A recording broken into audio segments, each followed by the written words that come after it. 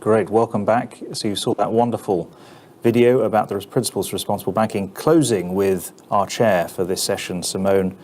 Simone Dettling is the banking lead for UNEP FI, and she manages initiatives related to the banking sector, including, but not limited to, the principles of responsible banking. So she has got a packed intro. Thank you very much for moderating this panel. Over to you. Thank you very much, Ben. Good morning, good afternoon, everyone, depending on where you're joining us from. And welcome to the CEO panel today, marking the 1-year anniversary of the Principles for Responsible Banking. Exactly 1 year ago today, 130 bank CEOs from around the world, together with United Nations Secretary General Antonio Guterres, have launched the Principles for Responsible Banking. By signing these principles, banks commit to align their business strategy and practice with the Sustainable Development Goals and the goals of the Paris Agreement on climate change. And with that, to scale up their contribution to these global goals that humanity has set itself for a sustainable future.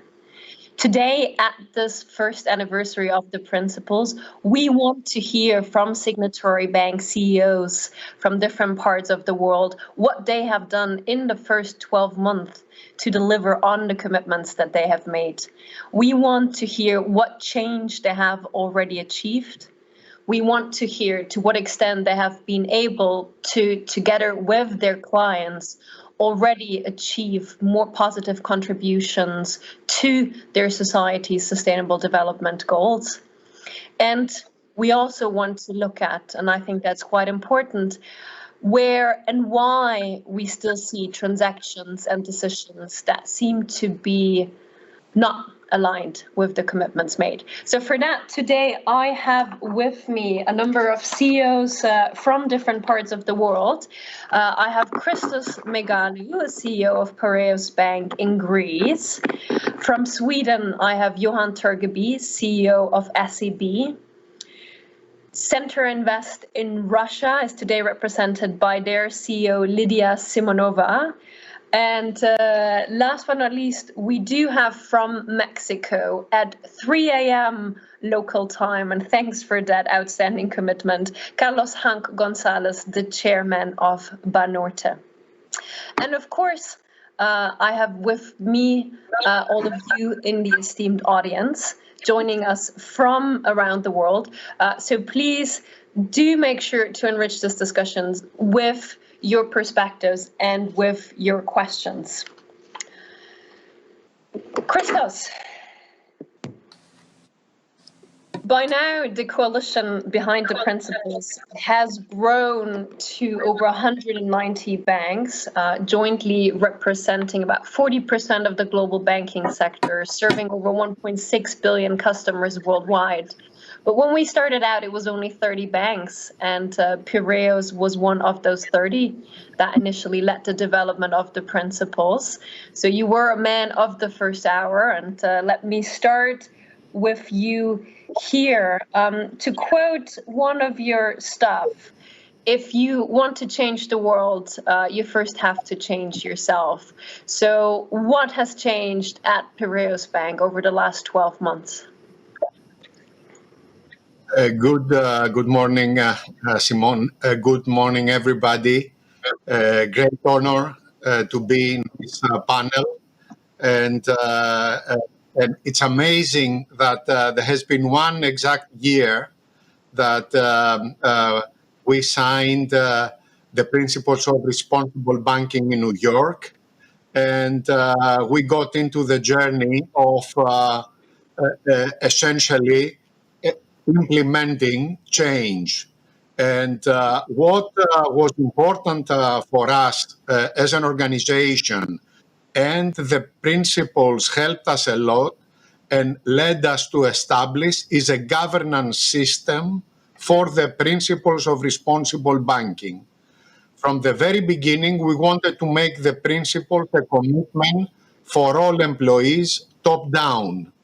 And we introduced a participatory approach, which was top-down and bottom-up, to develop strategies and targets for the principles of responsible banking. we have created a corporate responsibility committee. We have appointed senior management of the EXCO as responsible banking advisors, and we are disseminating in the whole organization the fact that we want to be adhering to the principles of responsible banking.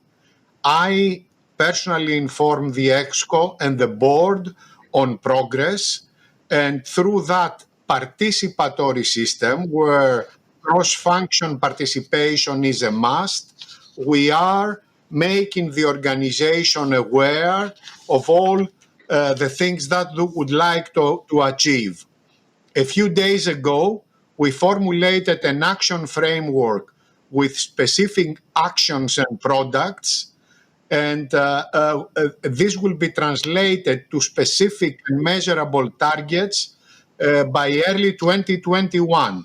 And finally, we have produced an ESG strategy based on 4 pillars: building a common understanding and culture of what it means to be a sustainable and responsible banker, setting and monitoring performance against ESG indicators that are clear to everybody, focusing on innovation and creating products, and disclosing how we manage our own carbon footprint for our operation and our financing.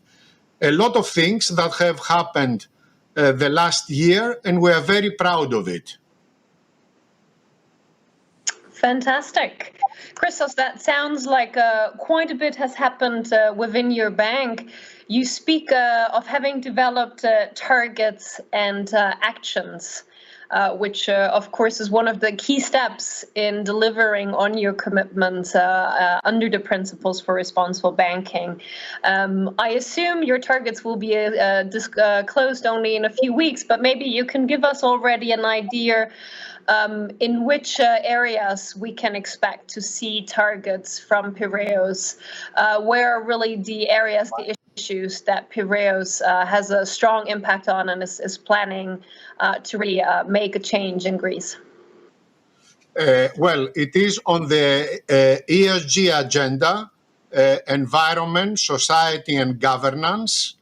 We are focusing on the environment to be able to measure our carbon footprint and the carbon footprint that we create when we are financing our clients. And we would like to be able to adhere to the long-term goal of the Paris Climate Agreement. On society, we are focusing on initiatives, especially Greece, who has been part of a long 10-year crisis and coming out of recession in helping the younger generation, particularly, and limiting the brain drain. And we are focusing on products, sustainability-linked loans that they will be able to be directed to our clients, and this will be measurable against targets on a quarterly basis.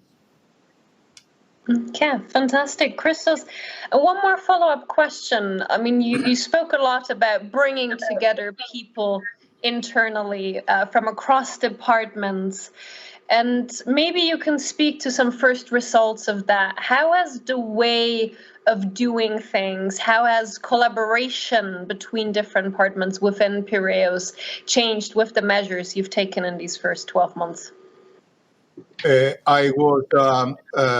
I was very pleased to see senior members of the management team, the head of corporate and investment banking, the head of retail, the head of Piraeus financial products, focusing and actually spending a lot of time with their colleagues and myself, but also senior members of their team, in coming together and creating a common language, a common understanding, common targets, and making sure that this action plan is going to be implemented going forward.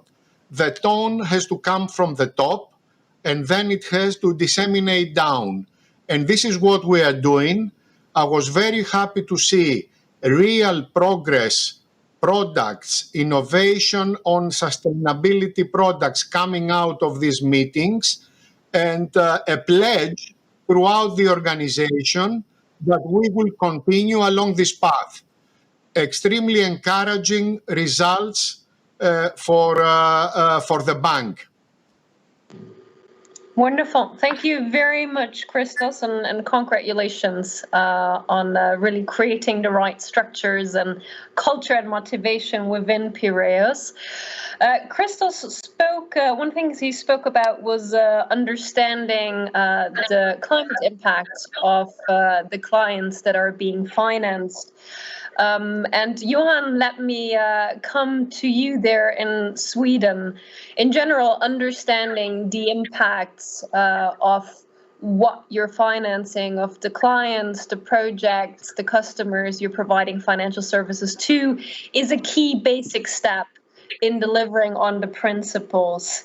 And I understand SEB has done quite a bit of work in the first 12 months on understanding, assessing, analyzing its impacts, both broadly on sustainability and on climate. It would be great to get some more details from you there on what you've done. Thank you, Simone. Nice to see you, and good morning from me too. And I just must say, very well done, Christos. I would echo everything you said. It was very inspiring. When it comes to the indirect impact, which I think is the most tricky one and maybe most important, as a bank in itself has a quite limited use of resources as a professional services industry, it is something that is very high up on the agenda. In our bank, we've been part in the expert group for the taxonomy, so we've had people on the industry happy that we have been fortunate enough to guide and have input when it comes to the framework for sustainable financing, how to define what's green, what's transition, what's blue, what's red, which is something our product development teams constantly are working on. I mean, green bonds have been around now for 11 or 12 years, but this is now quickly being developed in other areas. When it comes to the loan book, we have gone about the work as such. We've included the whole balance sheet in 28 different categories. And then we've stipulated a list of what is required for each industry or sub-industry. And here the taxonomy and TCFD has been very important guiding principles for us. But one needs to put down the foot and say, this is important to us. This is how we see it. Those are, I would divide them into three camps. One is, of course, first to just, for the whole organization, we're 15,000 people, roughly $300 billion of balance sheet commitment. It's to be very clear and concise in the governance and in the categorization on what's what. That is very easy to put on paper. It's very hard to execute. Once that's done, you need to transparently report it. And when that's done, you need to make some actions and make some decisions on where do you want to commit your shareholders' capital and your finite resources in order to be aligned with your desired state in the future. Call it Paris aligned. So we are done with classifying the 28 or so industry sectors, and we've now, it's like everything else, it's an 80-20 rule, so 20% of those industries having, in our assessment, 80% of a negative impact, and we've gone through 3 or 4 of those in detail, where we actually devised an internal plan on whom to bank, how to commit the capital, and how we should view transition. We probably will get back to this, but there's a clear distinction between new business and new clients and existing. And we can talk about that later, because one of the largest dilemmas is, of course, where you have promised and had a long historical relationship, what do you do now? But it's quite easy on new business. You can quickly limit your exposure and say that this bank will no longer commit any resources to more of that type of business. Out of those we've done, we changed the corporate policies, both when it comes to risk and, I mean, we call it credit risk, but it's really all risks to be included in everything that we do. And very similar to what Christos said, we've created something let's call it inspired by credit risk. Credit risk is one of the most common things for bankers to relate to, and we have very well established long-term governance models for it. And we reorganized the banks to add something we called Group Sustainability Executive Committee, which is a subset which I chair myself, just to bring up sustainability on the same level as one of the most classic areas one considers in banking, namely credit. And in here we do all this work. Last point I'll make is this includes product development. So we do our green bonds, red bonds, blue bonds, and all the sustainable linked loans. Retail products are now coming in fast pace, green mortgages, green bank accounts, and we're working on also green equity for the future. We have all these groups. It's very fragmented before we did the reorganization, working with regulators, bank associations, PRI, PRB in the UN, but also with activist organization, non-profit organization, and we put all these things together, including the reporting areas. So we're making progress. I'm happy about your positive connotation to introduce me, but we are certainly not done, and quite humble for the future. Absolutely. Thank you very much, Johan, for those insights. A bit of a follow-up question from my side. I mean, you talk about, I find this quite interesting, how credit and credit risk is a concept that, you know, your bankers are very familiar with. And I think that's a lot about this idea of what effect do developments on the world have on my portfolio. Now, the Principles for Responsible Banking introduced this view of impact, which is more about what impact do what I finance have on the world, right? We're getting from this inside to out view. And I understand from what you just said that you're trying to elevate this view and thinking to have an equal place to the risk thinking. If I understand that correctly, that's quite a task in terms of changing culture. How exactly are you approaching that, and what challenges are you encountering there? Yeah, no, you understood it correctly. We want to elevate it, but I'm coming from a position which is not based on the narrative of polarization. Some people would like to argue that non-quantifiable risks, sustainability risks, is something different, and I would argue they are exactly the same. We have much more risks that we are familiar with than credit. We have operational risks, liquidity risks, reputational risks, regulatory compliance risks, and I just think this is one area that needs to be of things to consider. I would also say that in practical terms, one of the largest risks we actually are discussing on a daily basis is stranded assets. Is this company or this project future-proof? And all of a sudden, it becomes 100% aligned with the economic risks that we are so accustomed to. So if you do not include sustainability risks, or is this asset future-proof beyond 3 to 5 years for the coming 30, you are risking pricing it incorrectly, and you're risking having an asset value or a discounted cash flow analysis, which is not accurate. And in my book, that is exactly what we are doing, but there are no kind of established models for it. We are learning by doing and trying to evolve. When it comes to culture, it's always the trickiest thing. The easy answer is just the sum of the people. So sometimes you need to ask around and see what people do have a genuine interest to drive this forward. Not to appoint someone you think would be accurate, but you need to go where the energy is. And if energy is there, things happen. You also need to consider hiring a lot of new staff. So my first reflection was that asking a very large group of professional credit analysts to just incorporate sustainability in their analysis, we tried, and it's not credible. A very difficult thing to understand. You need to respect the experience someone who has worked with those issues possess, and use it. So we've added, a new analytical team called sustainability risk by sector, because they differ very, very, very much in between as well. So organizational change we can all fix. In the end, it's going to be the people. And right now we have 15,000 employees, and I would say 1,000 people plus passionately burning for this, including clients and regulators and other interests and shareholders. So there is no lack of interest. You don't need to preach or be like an evangelist today on this topic in this part of the world. That's over. Now it's about execution. We can go from PowerPoint to getting it done.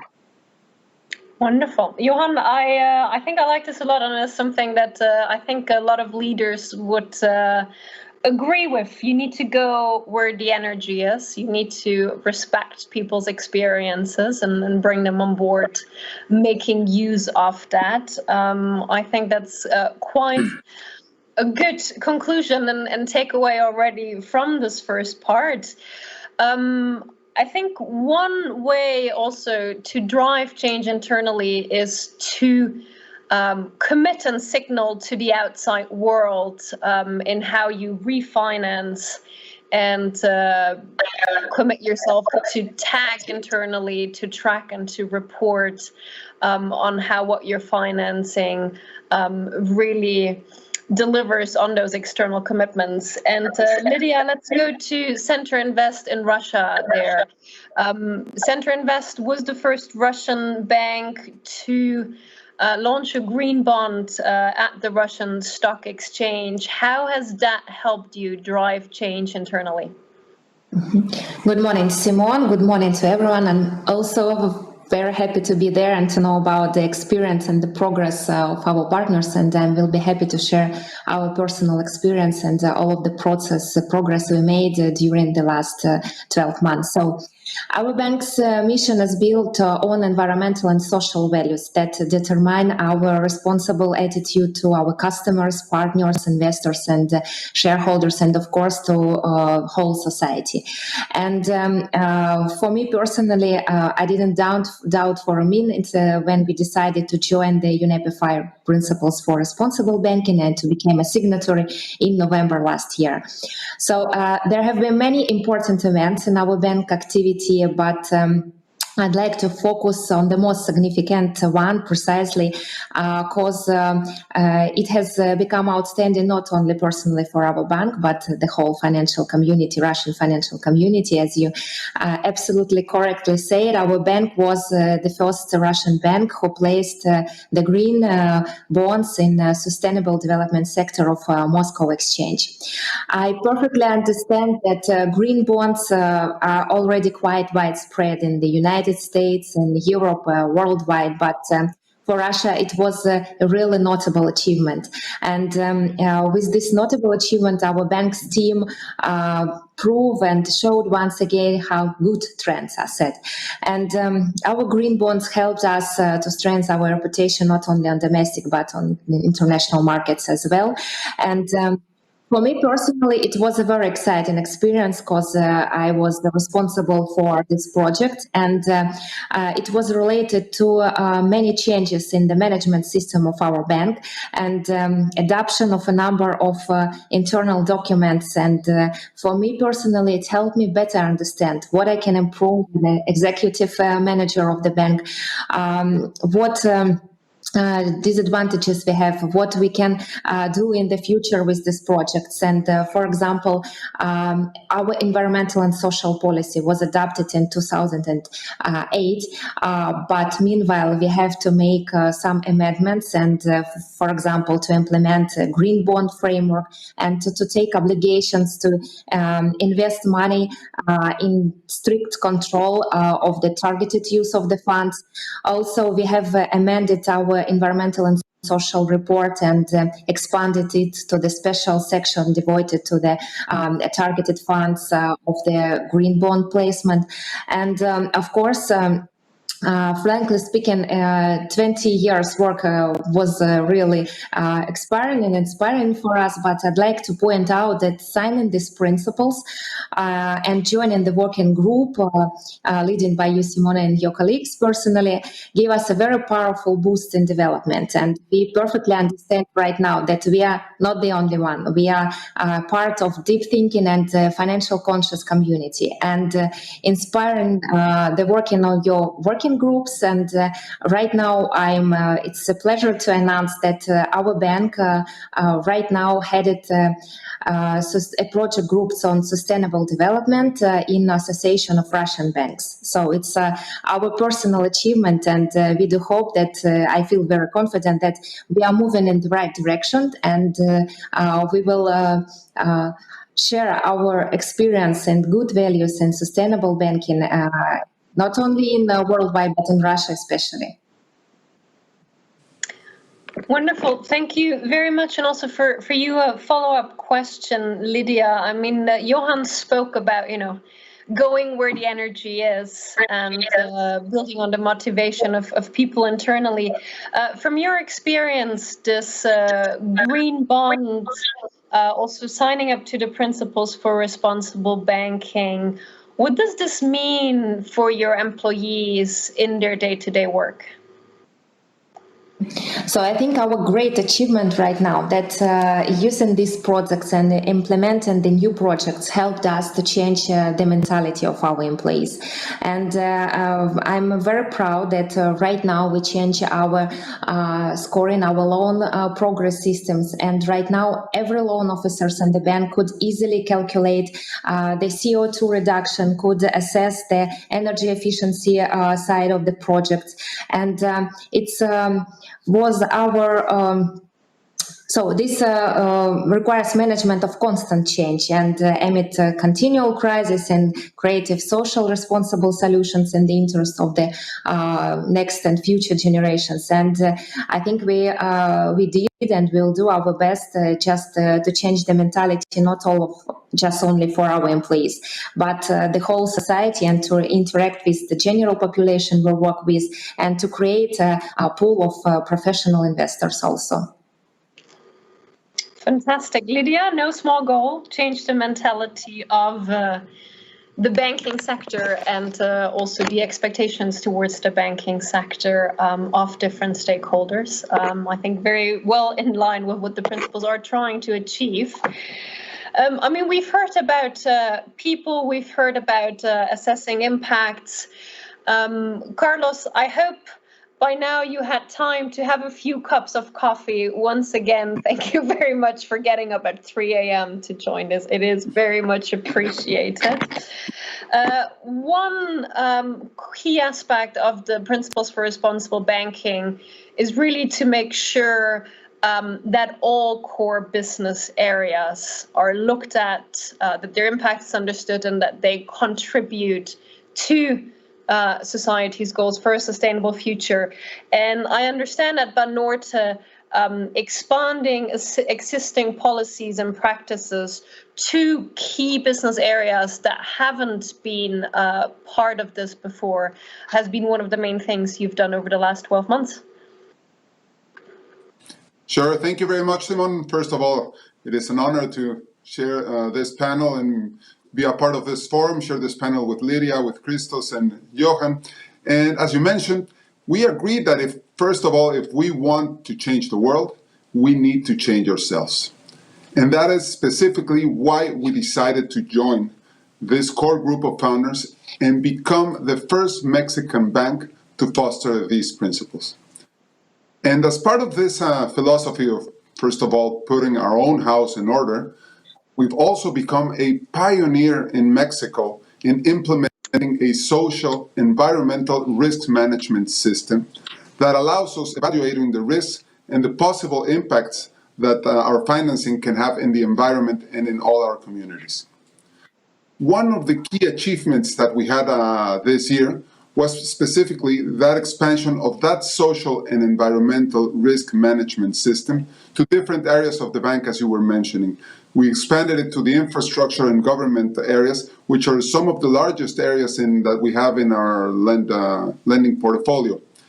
For example, the infrastructure banking unit is one of the most impactful and largest areas of the bank that we have integrated already in our social and environmental risk management system, which comes along with due diligences. We go and do on-site visits, for example, to the projects, and we engage directly with all of our clients. We started to measure these impacts of our portfolio and its alignment to sustainable goals in 2019. And this is our response to a robust training of hundreds of people with hundreds of hours with the credit and risk executive in what we are now calling non-financial risks. But also, of course, to the principles framework, which has helped us align all these topics.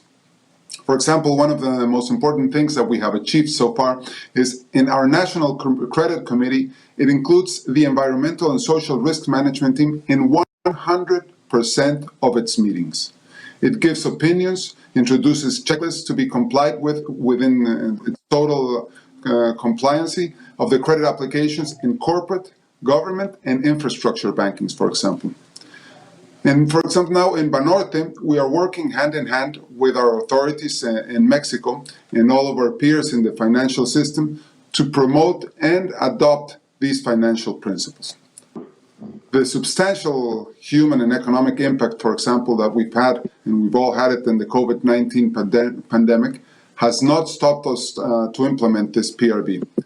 We are even now more optimistic about this, starting with the fact that, for example, stopping economic activity at once, it has showed that humans have an impact on the environment, not only on climate change, but also on the employees and the customers' behavior. And the world is now starting to recover, and I really want to emphasize that the financial system is key to the leverage of sustainable and recovery. The transformation is now a reality, and changes are felt across all our business in Banorte. This is, of course, like for all of us, a new era and a new way of doing banking with a purpose, with a commitment to impact positively and mitigate negative impacts in every product and service that we offer in Banorte. Thank you very much, Carlos. I think it's very interesting to hear how you structurally changed, and it's quite encouraging to hear that the environmental and social experts are there in every credit committee meeting. Now, expanding policies like that to new areas in the bank can be greeted with enthusiasm or resistance. Johan spoke about the previous experience of people. Often it's felt that, it's a hindrance to business rather than a help. What was the experience at Banorte? How did you manage to get people in those business areas on board with those changes? Well, it's true. What very true and very real, but I think, and personally speaking, for example, once you understand the capability and the responsibility that you have in order to change the world in this way and how we can do it from our business, it motivates us personally and motivates every single part of our institution when we understand what we can do. And for example, we have not only begun to implement the PBR in our banking business, but also on all lines of business in our financial group, including, for example, the insurance company, with an ambition and engagement with all our stakeholders. Thanks to this approach, for example, we have already launched in June of this year, through our group subsidiary of Seguros Banorte, a protection against climate risks and natural disasters for the Quintana Roo coasts, which includes the Mesoamerican Reef and the Mayan Riviera, which a lot of you, I'm sure, have heard about, which is one of the most famous beach resorts and key to the Mexican tourist sector that contributes with about 10% of the GDP in our country. In alliance with a very important government banking client of Banorte, which is the Mexican state of Quintana Roo, it is constituted as the Mexican Reef Protection Program, where we have already structured a parametric solution which pays out to support the rapid restoration and the key of a section of the Mesoamerican Reef by the state of Quintana Roo on the Yucatan Peninsula, which I'm sure a lot of you have heard about. And by engaging with a number of private and public and international stakeholders, the Mexican Reef Protection Program is one of the first examples of a nature-based solution on a coral reef.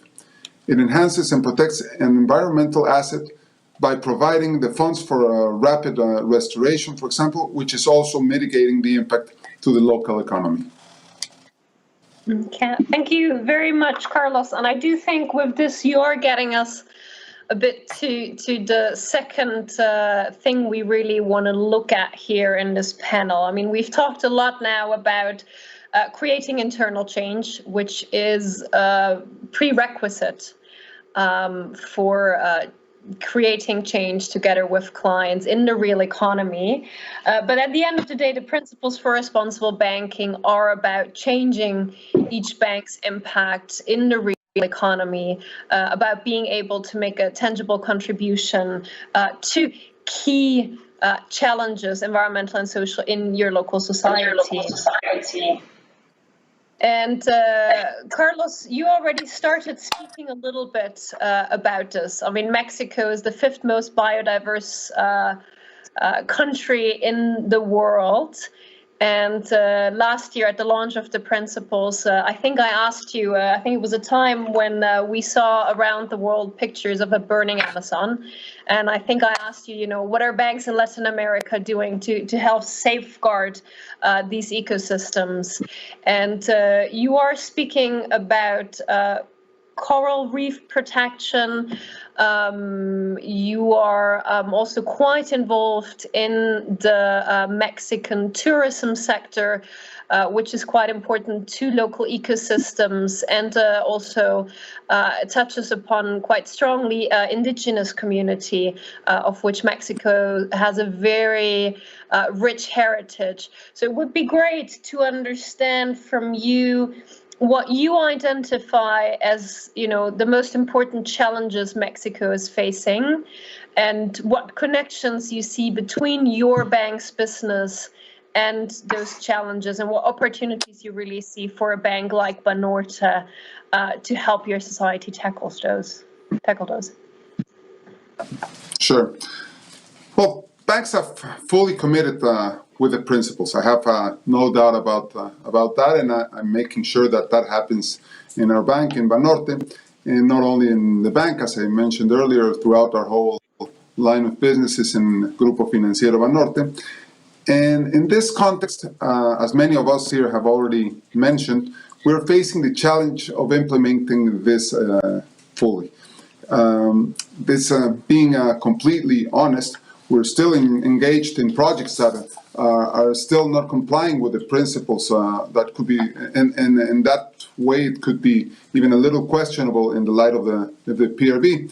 But nevertheless, let me tell you what we are doing right now.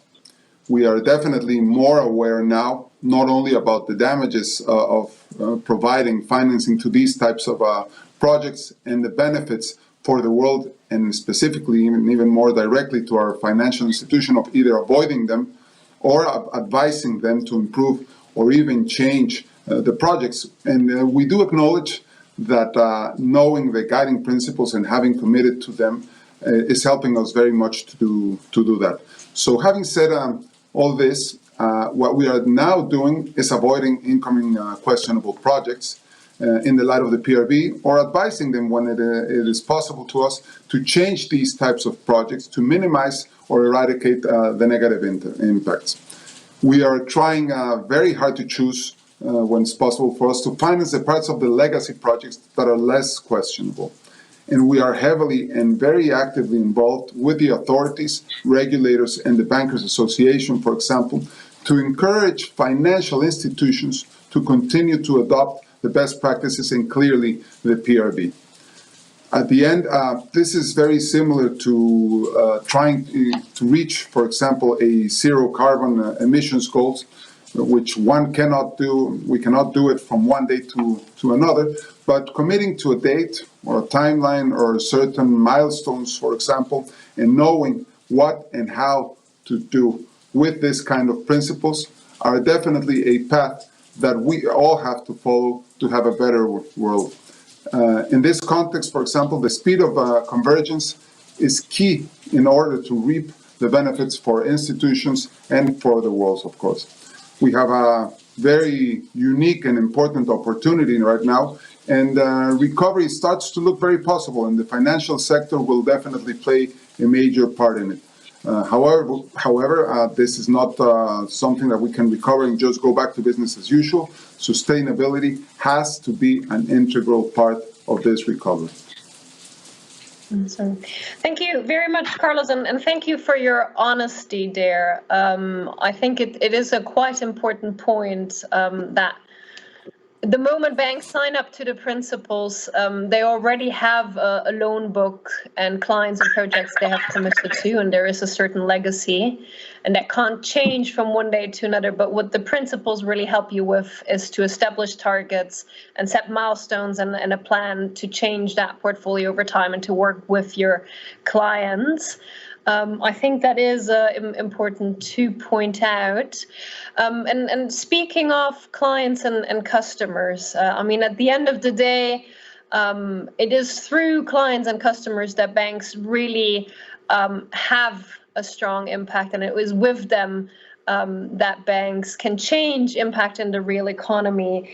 And so it's quite important to involve them and bring them along. And Lidia, let's go to Russia here. That has been one of the focus areas for Center Invest since signing up to the principles to really bring their retail customers along in this journey and make them a strong part of it. Thank you, Simone. So we are a regional bank. We're located in southern Russia, and regional bank works with the risk of the regional economy. And for example, when you lend any money, you have always remember that on the other side of your balance sheet is the household deposit and company's funds. And this means your neighbors and the money belongs to the companies where his family works. So we are the bank with the focus on the general population, and we feel in absolutely our responsibility to interact this population. And as I said previously, inspired after the successful placement of green bonds, we decided to move forward. And this was our green deposit scheme was launched. So the green deposit account conforms to all responsible principles, and every depositors receive when you open this account, you receive a sustainable investor badge. I will show you this one, and moreover, the certificate of responsible investors looks like this.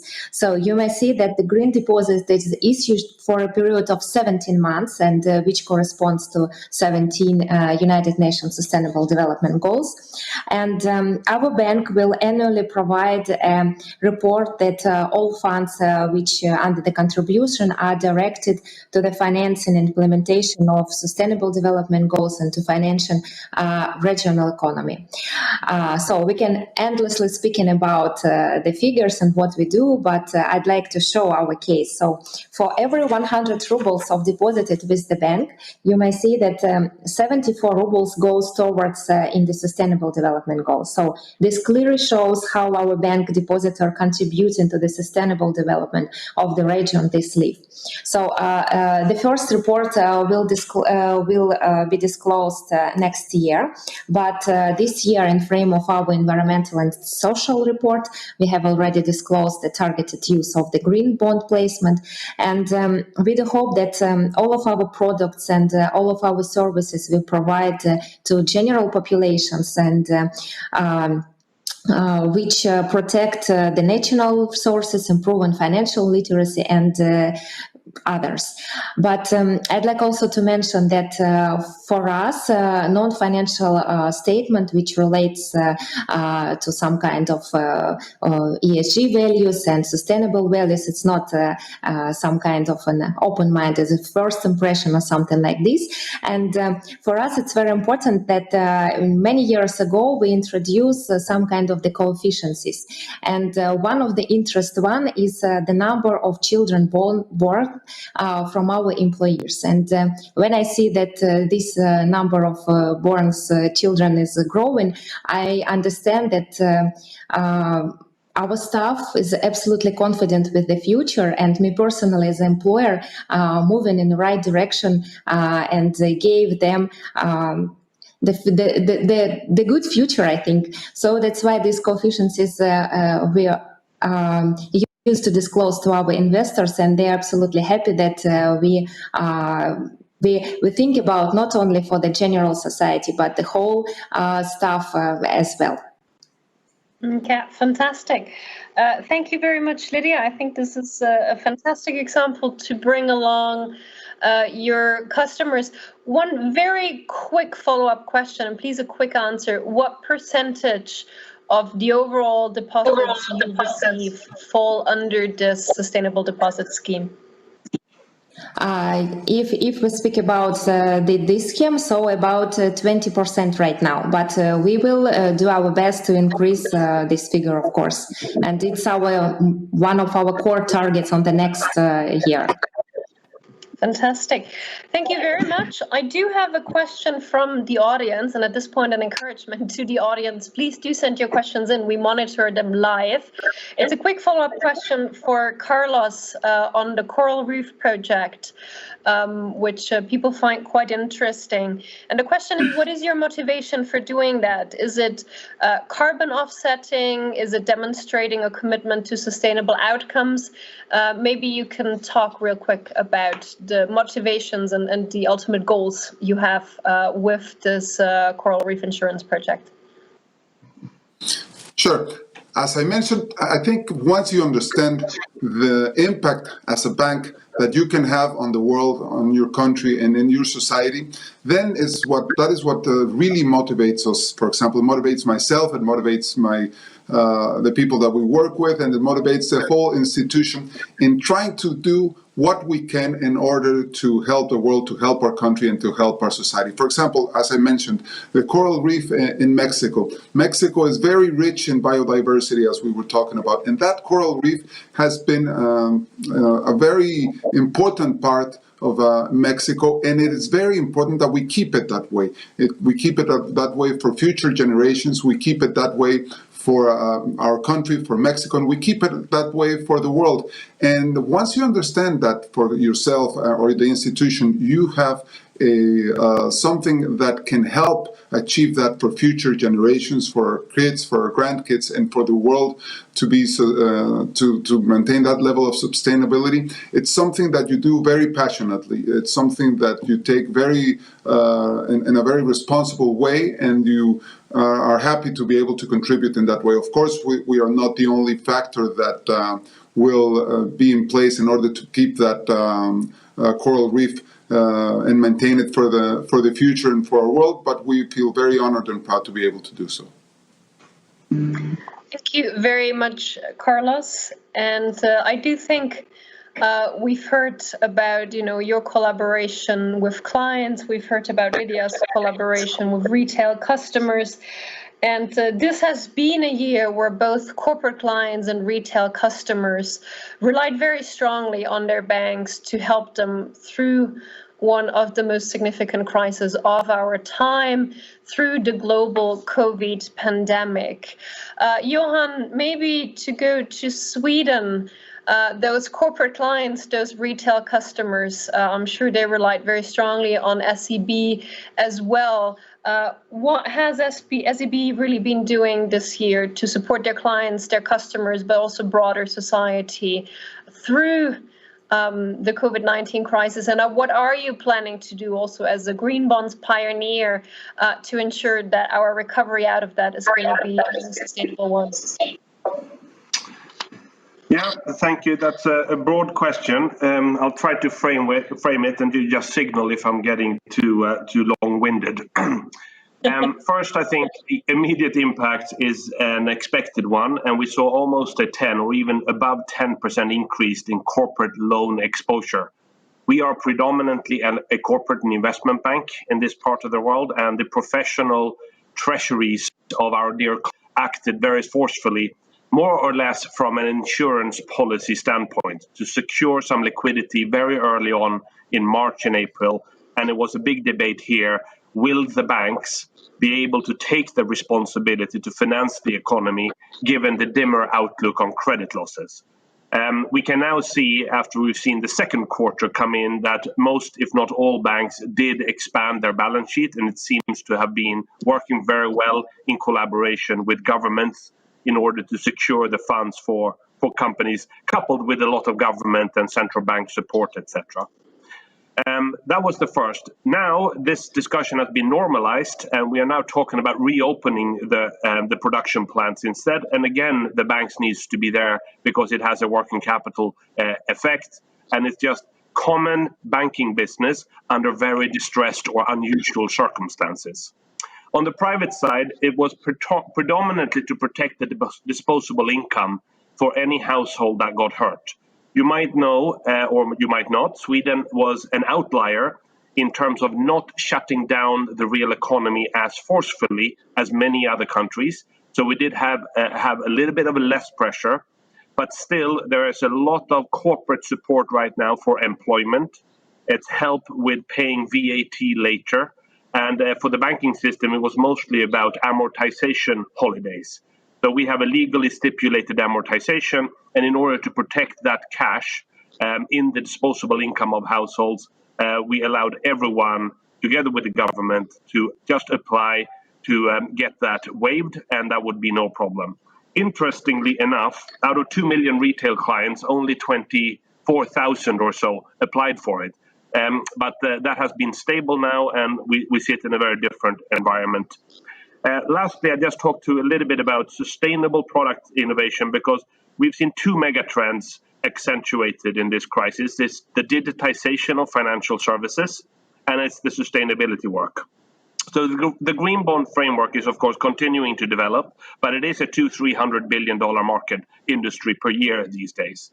We have just done our first red bonds before this, and red, we need vaccine, immunization, or health. And what we are talking about is just the simple notion of use of proceeds. So I've been a corporate banker for a bit more than two decades.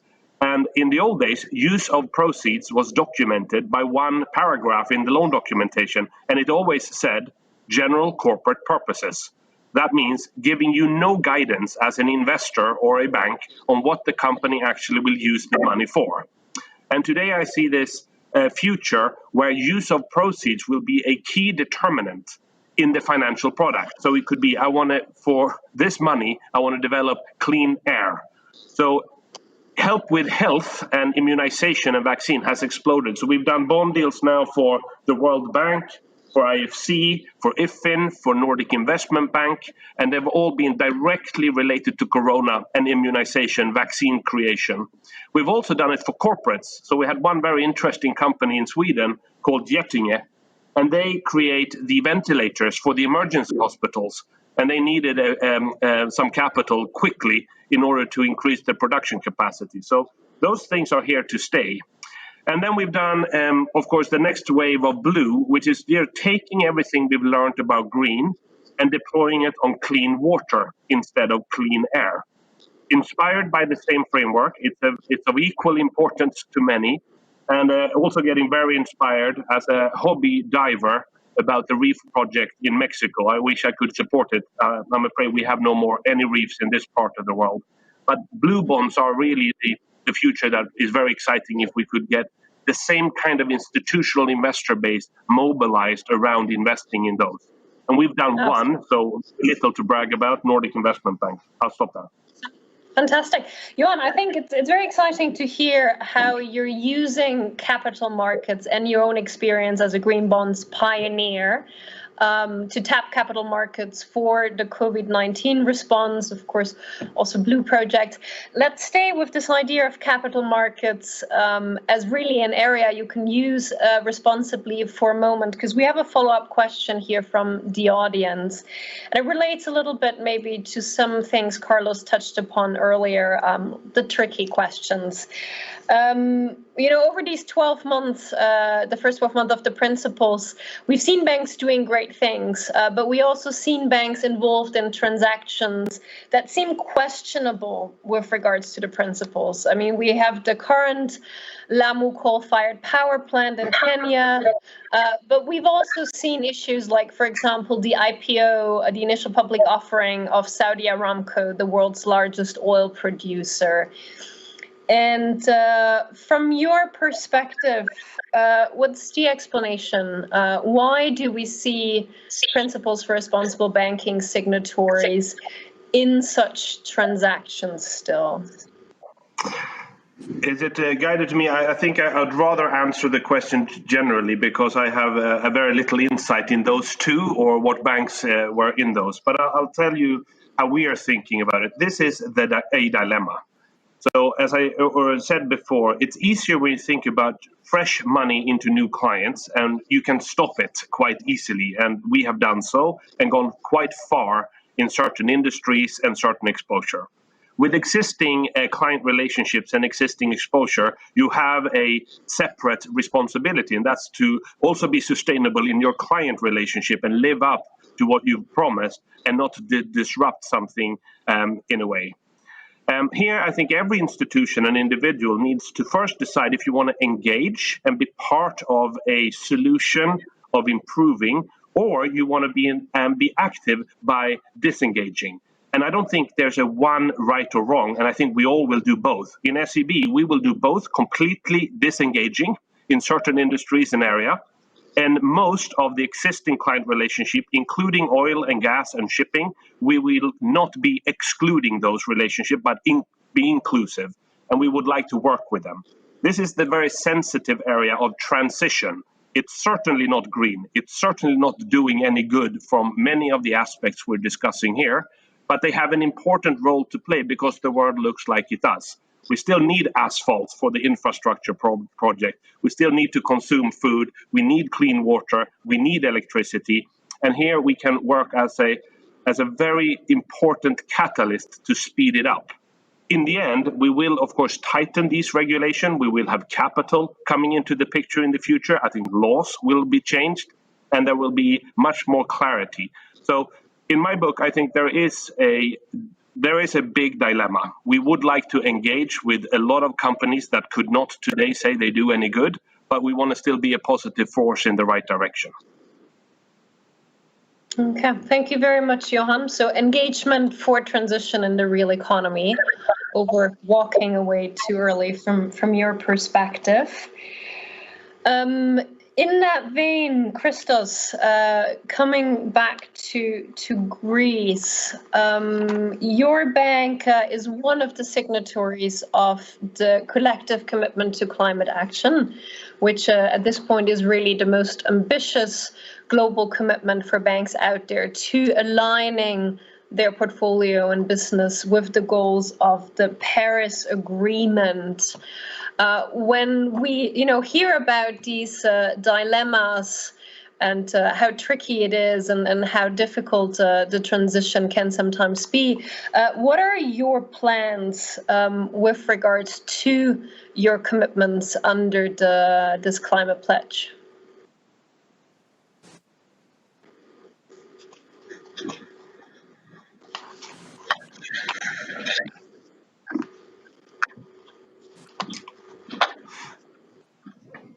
Carlos, I'm not sure if we lost your audio.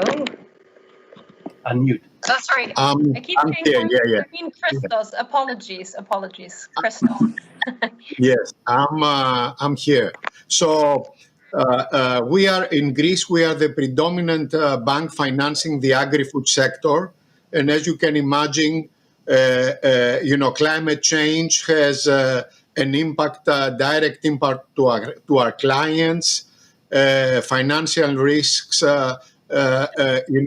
from climate change could transform into credit risk.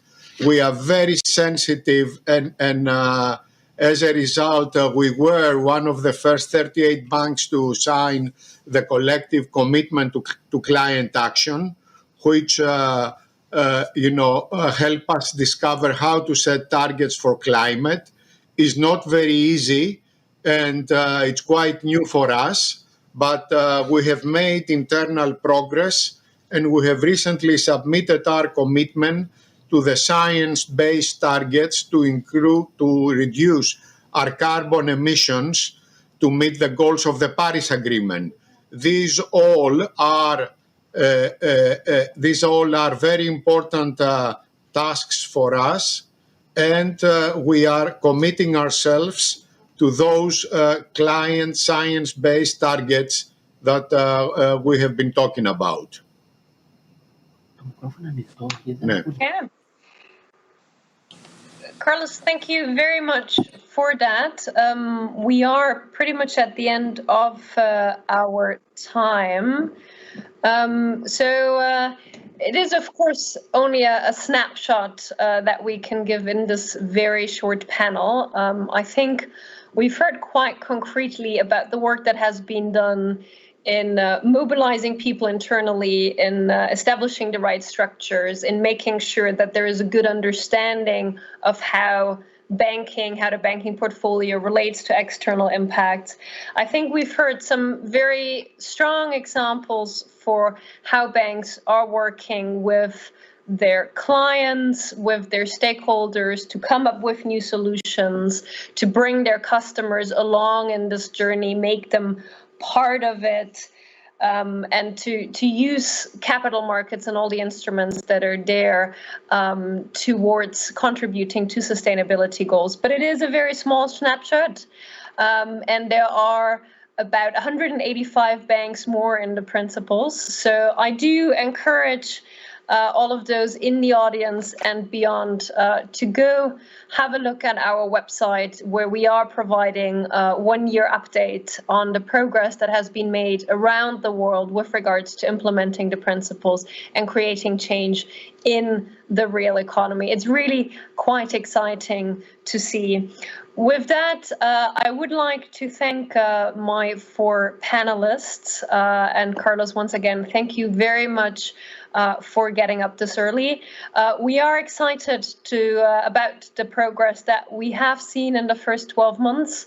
I think, as we've also addressed, not everything we've seen is in line with what we want to see, but there has to be some work left for the next 12 months. So we are very much looking forward to working with you, Johan, Carlos, Christos, and Lidia, and the other 190 banks. With that, thank you very much to the audience, and have a good day.